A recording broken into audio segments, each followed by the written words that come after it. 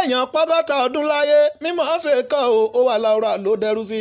adúpẹ́ ọba rere nítorí ìyàwó àgbékẹ́ Princess Adéníkẹ́ pọ́gọ́ta ọdún lókè èèpẹ̀. Congratulations, àsọdúnmọ̀ọ́dún o aṣoṣù mọ̀ṣù. Happy birthday to you. Ìgbádùn ìṣẹ́jú kan ló jẹ́.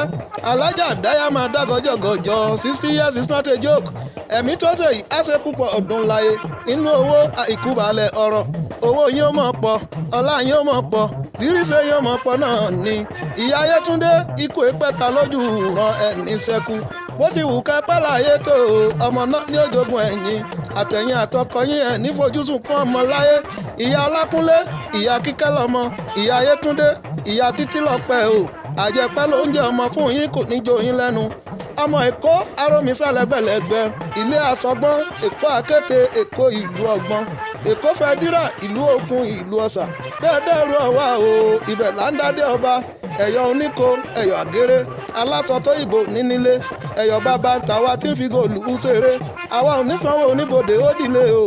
Aya bàbá wa Abdulrauf Kọ́láwọlé Mustapha Dùndù, ọlọ́fà àmọ́jọ Ọlálọ́mí Àbísù jókòó ìjàkadì katakìtì lóró tọ́fà. Ìjà kan ìtọ́jà lọ́fà nílé Ọlálọ́mí. Ó sojú ebè, ó sojú ìporo nínú oko. Ìbá sojú olóko ìbá làwọn.